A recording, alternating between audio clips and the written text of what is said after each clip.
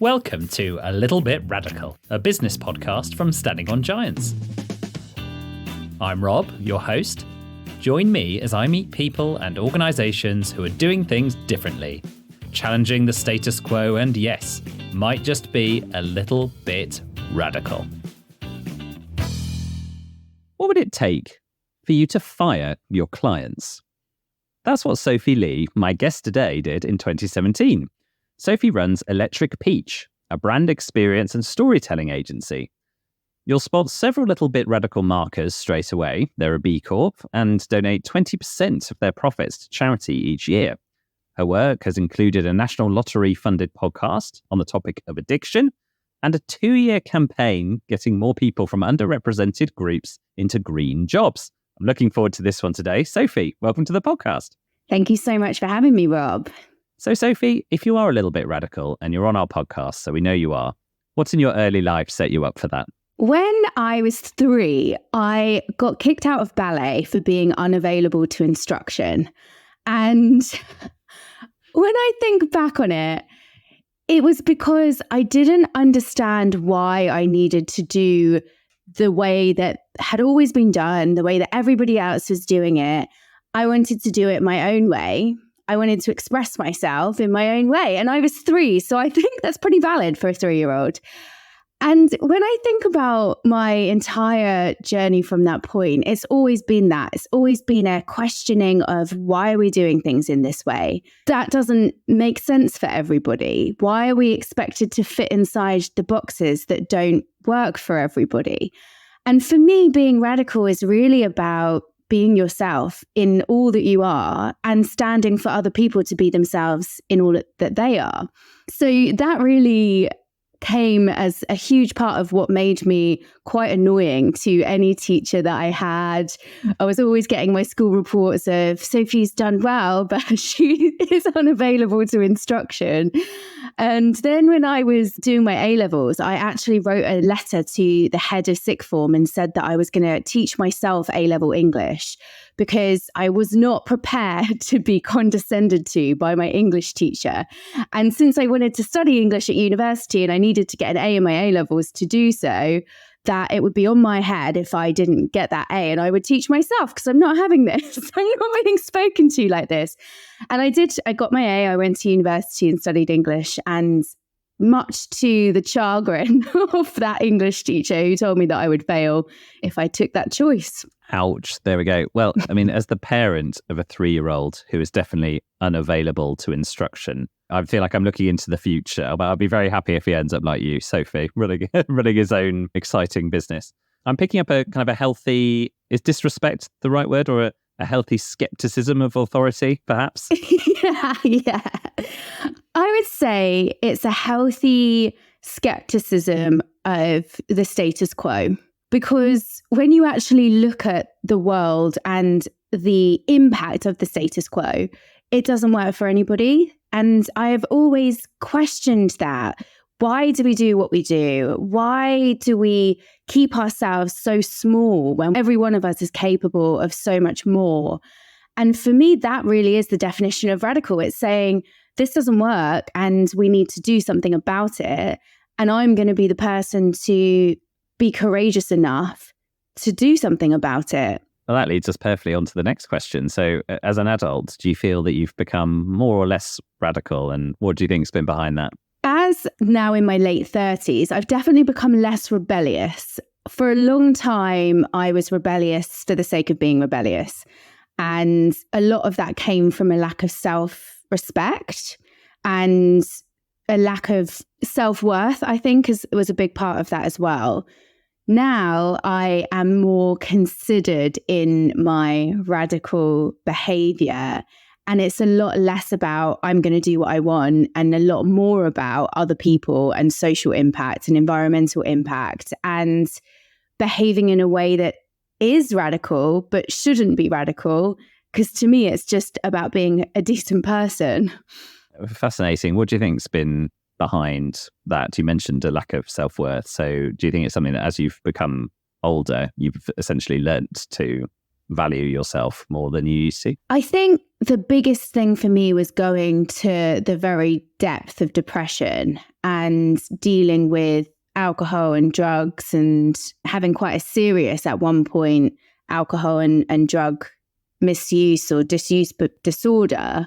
I'm sorry to hear that. Well, I mean, it's made me who I am, and it's given me a lot of insight into the human condition, because I really had to go there within myself to understand what was driving my behaviors, to really get to the root of it. Because drugs and alcohol aren't the problem, they're the solution to the problem, actually, which sounds quite strange, but it was really a very logical step to a brain in pain.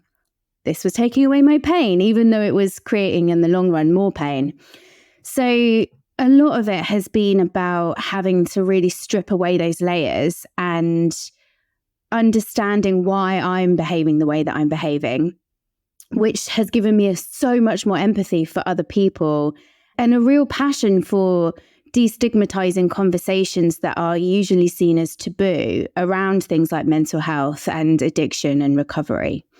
Okay, that's a really interesting perspective. So because you yourself had struggled and gone to the depths, as you call it, you kind of were able to build more empathy, which it sounds like has made you less default rebellious and more kind of like default, listen, let's try and understand where the other side is coming from. Is that right?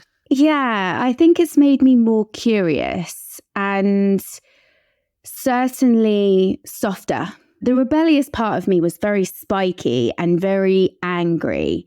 And now it's a lot more, as you say, about inviting people in and understanding why people are behaving in the way that they are. And once we have that understanding, we can work together to create more helpful ways forward.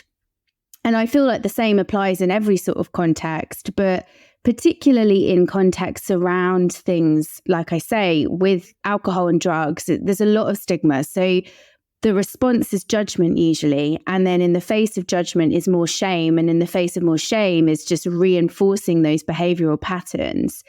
And in and of itself, for me, that's what rebellion is. It's like a kind of, am I allowed to swear? Of course you can. Okay. Yeah. It's like a fuck you. Fuck you. I'm just going to do this. I'm not going to be made to feel like shit. But really, it's a response that I do feel like shit. And that's why I'm having that response. So that was my rebellion. It was all about, I'm going to do whatever I want. You can't tell me what to do. And it really just impacted and hurt me in the long run rather than having any genuine impact. Really interesting. Addiction is kind of top of mind for me at the moment. Not because I personally feel like I'm suffering from it, but I think through the debate around ultra-processed food at the minute, actually, and how a lot of the mechanisms of making ultra-processed food are addictive, and ultimately one of those ultra-processed products is deemed successful if people eat more of it. Well, I've got this kind of working hypothesis that probably pretty much everyone is struggling with an addiction to something. And there's, like you say, there's some that have a really strong stigma. And then there's some that are kind of almost championed, like workaholism, or consumerism. And then there's some with stigma like alcohol, drugs, gambling, etc. What do you think about that whole hypothesis? Am I on the right track? Or I think so, Rob. We're all humans, so we all have a response to dopamine, and the brain loves dopamine hits. But also, when you consider that we're living in this very high pressured cooker that's constantly putting that feeling of need to do more, need to have more, need to be more. And it's unsustainable for our central nervous system. So it makes sense that we look to something else to take away some of that pressure, even if it's just in the short term. But what really frustrates me is when you think about those taboo addictions, like you said, alcohol, drugs, gambling, they're only taboo when you go too far. So it's not taboo to drink. It's actually taboo not to drink. It's a very radical act to choose not to drink in a society like the UK, which is obsessed with drinking. Maybe obsessed is wrong or harsh. A culture that is conditioned around drinking, it's very, very challenging to be somebody who has decided to not do that.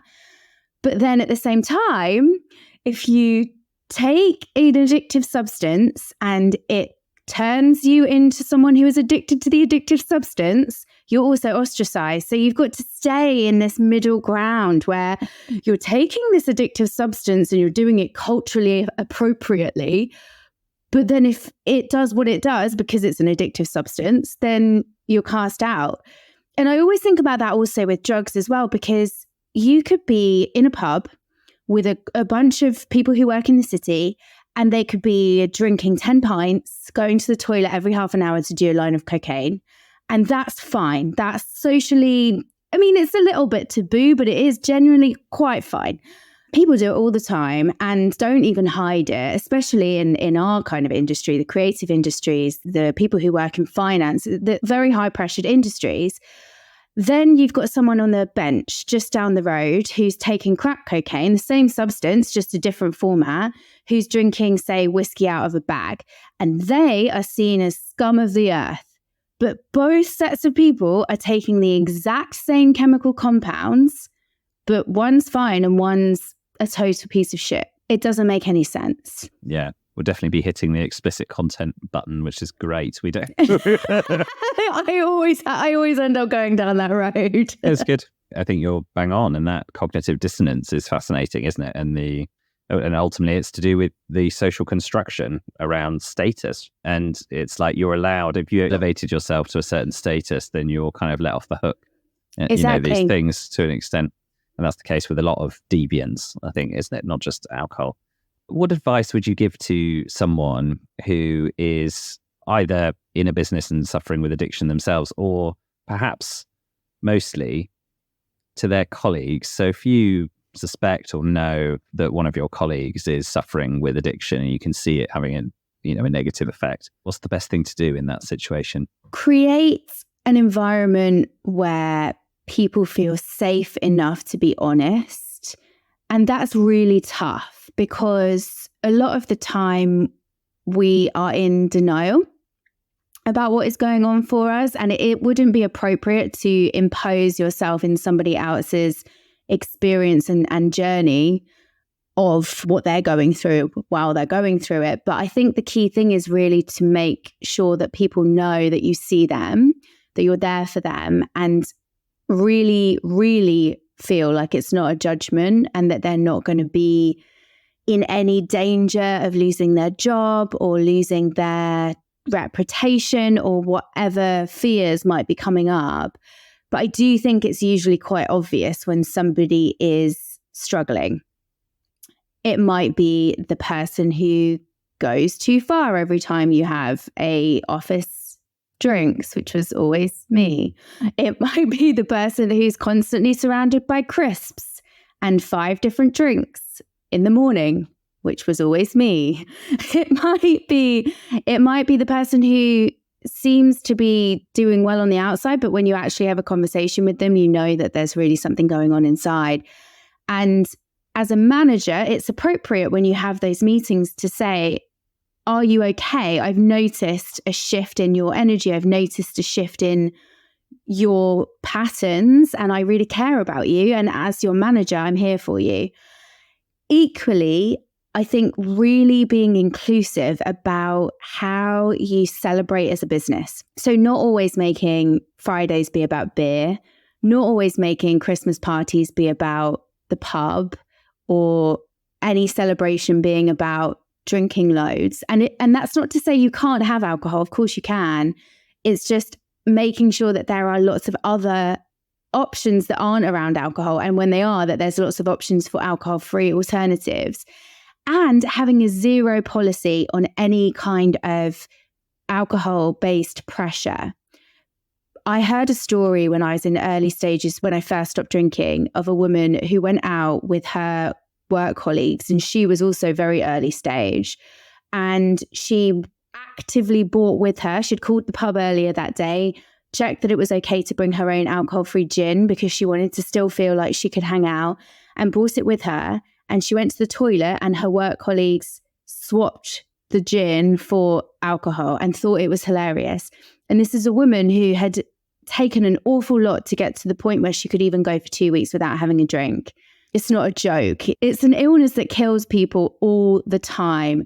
And I really feel like we need to switch from, oh, just have a drink, you're being so boring, to good for you. That's incredible. Even if you don't have a problem with alcohol, stopping drinking for a period of time is good for everybody. And it is hard.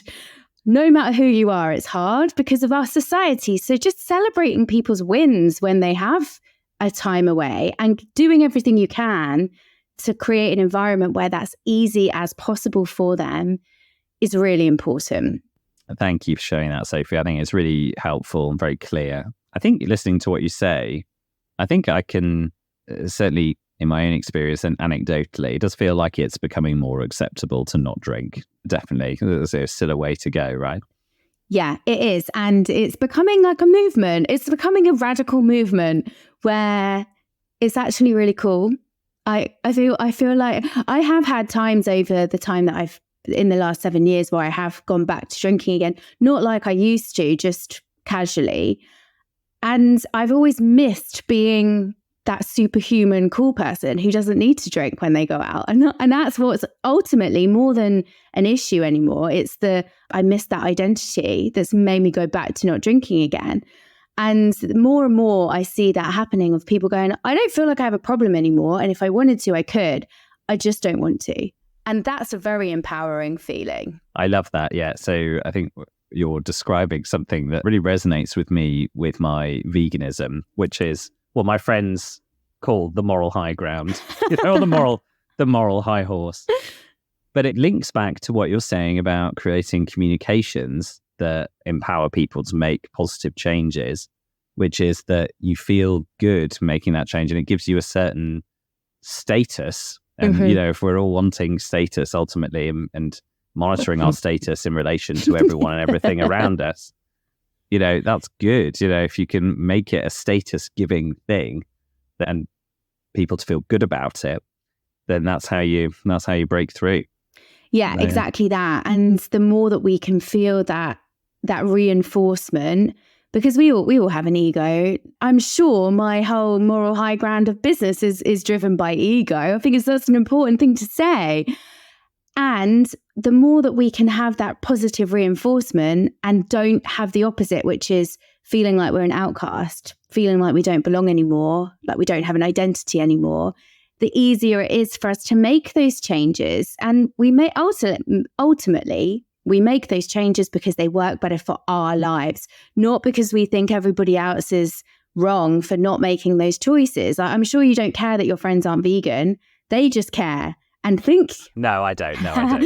Actually, who's judging you all? I don't. But I don't care that my friends drink. I literally don't in any way judge them whatsoever at all. I just know that it doesn't work for my life.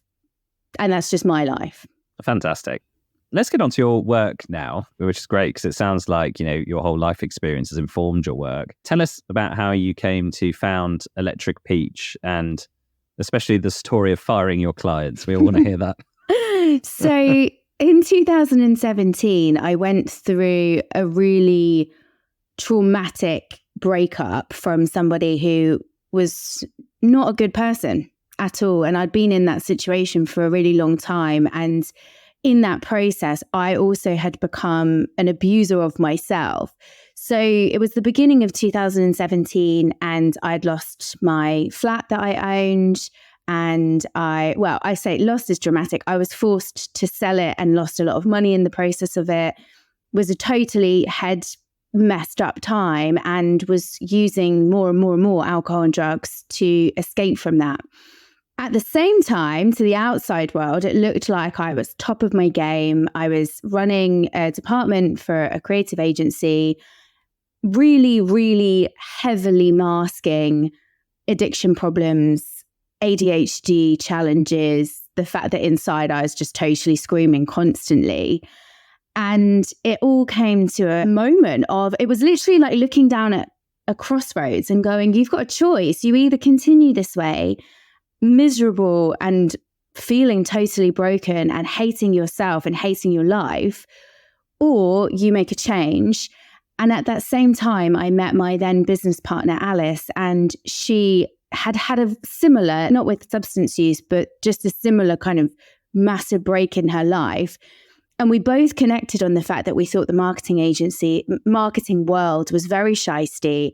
We didn't love the fact that we were using our energy and our time and our passion and our skills to sell things people didn't need or want. And we thought, well, we could do it differently.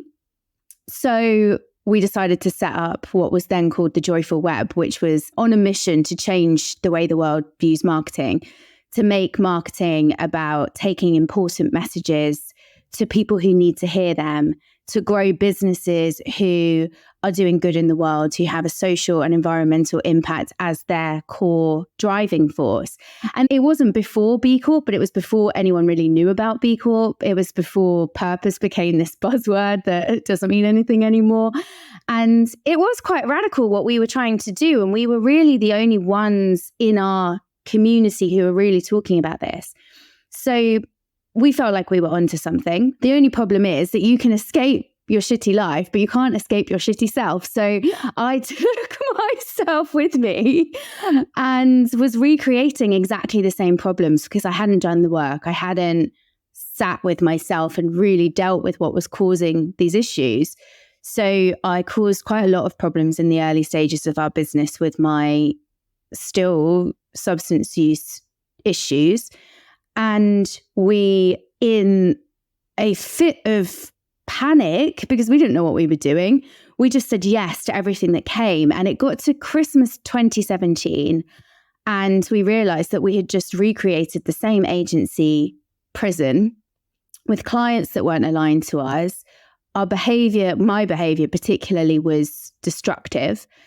And so we went to Brighton Seafront and I said to Alice, "You are as inconsequential as a grain of sand." She was like, "That's really rude." Wow. That is rude, Sophie. No one's going to argue with that. We are as inconsequential as a grain of sand. Because that's what you meant, yeah. That's what I meant, yeah. But I did say you. And what I meant by that was that we are just a tiny snapshot in a huge, huge tapestry. And it doesn't matter like we think it does. And with that realization, we can make choices that will change our lives in an instant. And it's not as huge and universe destroying as we maybe thought it was. So in that instant, we decided, I said to her, "What would you do if you could do anything right now and the end result would work out for us in our favor?" And she said, "I'd get rid of all of our clients." And so we went back to our office in a basement and we fired all of our clients. So we went into Christmas with no money and no leads. And it was a really defining moment for both of us because, first of all, it was the courage to say no to something that didn't work for us. Second of all, it proved to us what we were actually capable of because, lo and behold, the right opportunities came in. And we really had to be clear, making such a bold statement, what those opportunities were, what we were available to. If I'm not available to instruction, then I am available to decent business practice and aligned opportunities. And that is exactly what happened after we made that choice. Fantastic. What a story. Well, here we go, everyone. The small business dream. You go into Christmas, no clients, no leads. But you've kind of found yourself. Talk to us about the work that's come since that you're proud of. What pieces of work really sum up what is, I'm guessing you rebranded as Electric Peach and found yourselves? Well, we actually stayed as The Joyful for a few years and went through a conscious uncoupling at the beginning of last year, at which point I rebranded to Electric Peach. But we had a really amazing experience of growing and learning from each other. And Alice really supported me in the process of not doing drugs, not drinking anymore, all of the things that I really needed to do to get myself to where I am today. And in that process, we did work for some brilliant companies. So one of the things I'm really proud of is we did a big piece of research for the UN around COP26 to find out why people weren't responding to the climate crisis in the way that they had hoped that they would be. And a huge social listening piece on what they call the galvanizable middle, which is the people who are aware of what's going on, who have the capacity, the privilege to do something about it, but who aren't doing anything about it.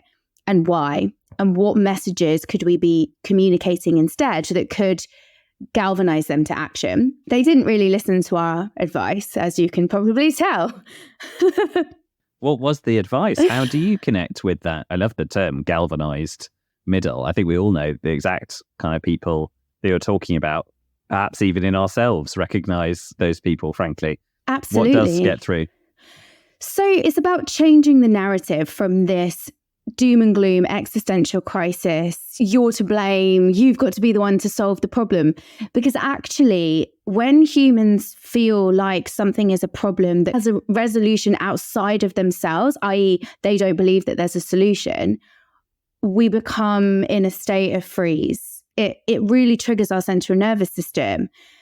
And so when you think about people's reactions to the climate crisis, they are in the flight, i.e., I'm just going to completely ignore this and pretend it's not happening. The fight, I'm going to become an activist and really go for it. Or the freeze, I'm just going to be stuck in a state of inertia. How interesting. Because the messages that are out there all the time are constantly triggering our central nervous response. Real so it's threat messaging. Yeah, it's a huge existential crisis, the beyond what we can even comprehend. So of course we can't act on that. So it was about changing the narrative to really speak to people individually, their needs, their lives, how they can take the action in a way that wasn't sanctimonious or preachy or making anyone wrong. And that isn't really how the narrative is. I think that it's actually probably gone the opposite direction, and more people are going, I can't handle this right now. I've got so many other stresses to think about. I can't think about this existential threat that I can't even imagine. So yeah, it was really interesting. And the reason that was so profound was because that applies across every single part of communication. It always has to be about understanding who it is that you're talking to and the world that they live in, and not applying your world experience onto them. And when you can do that and really genuinely have a conversation that is based on evolving something together rather than I'm up here and telling you down there, this is what you need to do, and if you don't, you're a terrible person. That's when action happens. That's when people come together to create incredible transformation. And we see it. We've seen it through history that can happen, but that's not how the situation is being approached. You're really reminding me of the conversation we had with Andy, the founder of the plant-based meat. Mm-hmm. And he was talking about the inspiration he was taking from the Ford story and Henry Ford, about how Henry Ford could have founded that company as a social impact company to save the horse, because, you know, there were millions of horses that were abused, worked to death because our economies relied on them.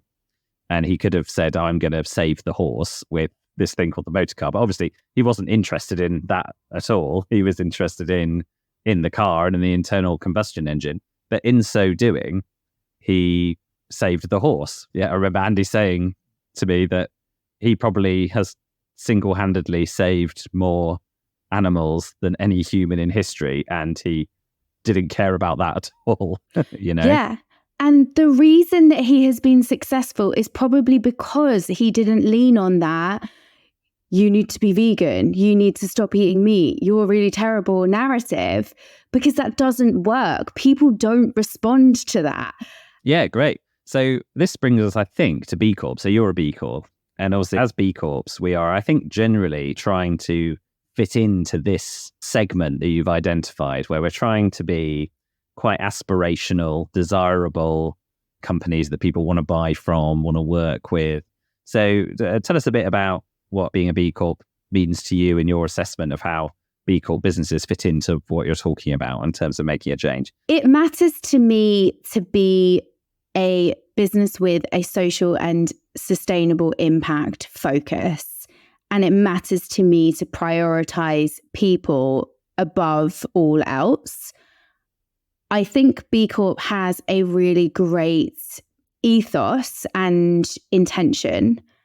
I don't think that it's wholly upheld, because there are quite a few big corporate businesses that are B Corps that I absolutely do not believe should be B Corps. And that for me is because they're not looking holistically at impact. So we talk about a lot net positive impact. So that's when you add at every single action that you do together, does it take away or does it give back? That is the literal simplest way of talking about positive or negative impact. B Corp looks at things in their silos. So you could have really, really, really brilliant sustainability policies, but have slave labor in your supply chain and still be a B Corp. And that for me, because I am quite puritanical when it comes to these things, is good. It's a good step in the right direction. I love the fact that this is a conversation that's now very much in the mainstream. And I think there needs to be a lot more discernment around what that actually means and whether it's easier for bigger businesses with bigger budgets to look like they're doing that, but not really be doing that. Whereas smaller businesses like ourselves are probably really doing that, but don't always have the budget to go through the process for the B impact assessment. And that's where I'm always a little bit hesitant. So yes, I am proud of the fact that we have a very high score as a B Corp, and it took a long time to get it. And I hardly ever talk about it because I'm seeing so many more businesses coming up that I think I don't want to be someone who's using something as a label to say, look how good I am, when that's not really the point. It's just about doing the right thing. Oh, really interesting, Sophie. So I think I agree with you in some senses and then disagree in others. But I think the good news for you especially is with B Corp evolving their standards, they're trying to get to what you're talking about really, which is that businesses will have to reach a minimum standard across all areas. So you couldn't just give your London workers really great perks and benefits and then, like you say, be destroying the environment over there and still get B Corp status. Yes, they are trying. I actually think there's no right answer, because I'm concerned with the new standards that it's going to completely exclude whole sectors like hospitality that currently don't have an economic model that can pay everyone the national living wage. It kind of sounds like you say, we should just do the right thing and pay everyone the national living wage. Like, I understand that argument, but it's difficult. Yeah.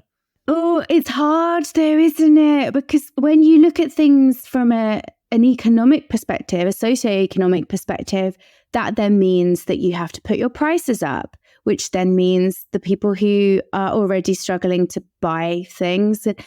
It's not simple. And I'm definitely not trying to accuse B Corp of any. I think it's great that B Corp are constantly evolving and constantly asking their members. They've got a committee. There's this whole really brilliant evolution of what it actually is and what it means.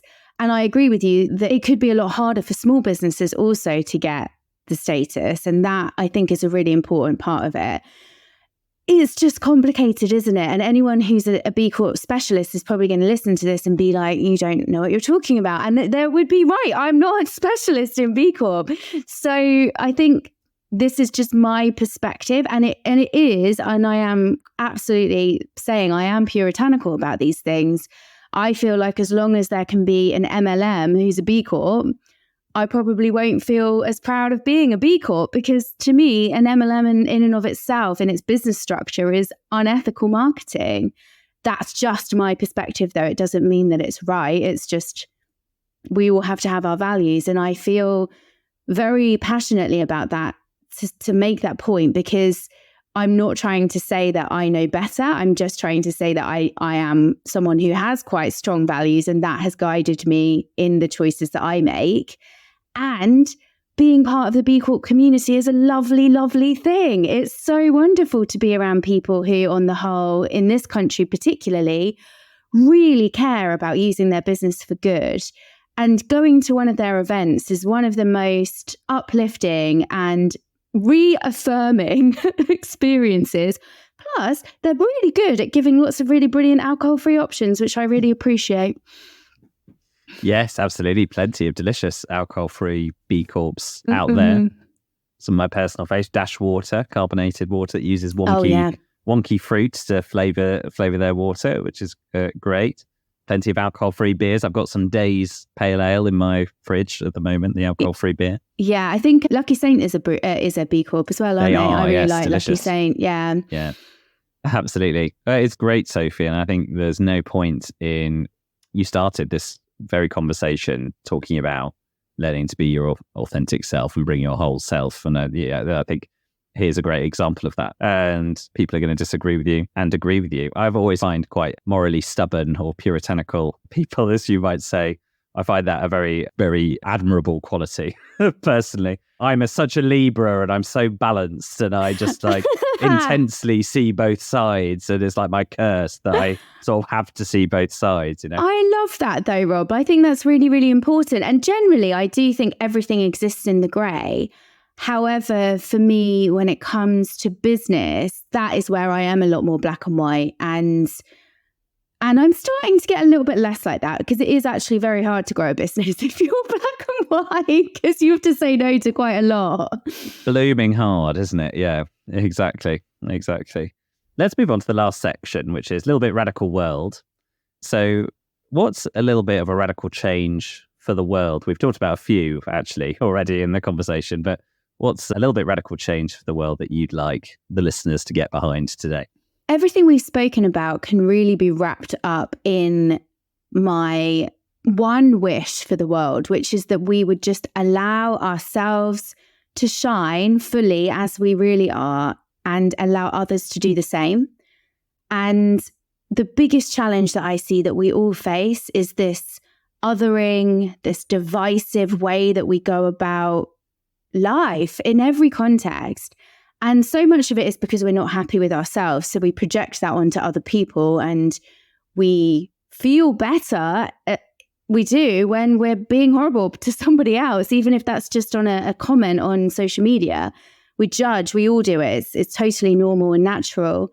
And I really feel like if we allowed ourselves to just be our best selves and to really give ourselves permission to be who we really are, that desire to put other people down and judge other people gets less. And I really, really, really wish that we just stopped trying to make everybody wrong just for being who they are. It's got worse and worse. And I really stand for everybody being exactly themselves and everybody holding space for that.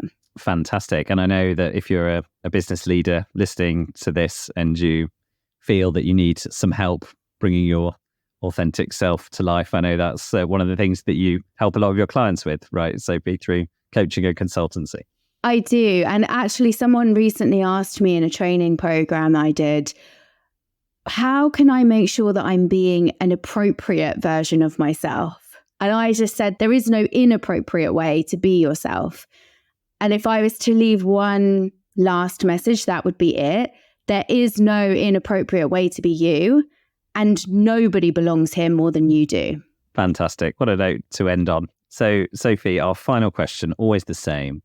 There's someone out there listening who has a little bit of a radical idea for their personal life, for a business, whatever it might be, but they don't know where to get started. What would you say to them? Find your people. Find the people who you can learn from, who will celebrate your radical ideas, who will love the fact that you're pushing the boundaries and challenging the status quo. And don't allow those who don't to stop you from expanding into that idea. Excellent. Sophie, great to speak to you today. Take care and I hope to speak to you again soon. Thank you so much for having me. Thank you for listening to this podcast. If you enjoyed it, please follow us on your podcast platform. If you'd like to appear on A Little Bit Radical or have an idea of someone we should speak to, please email podcast@standingongiants.com or get in touch with me on LinkedIn. You can search Rob Fawkes or search Standing on Giants and you'll find me there. Thank you very much and speak to you next time.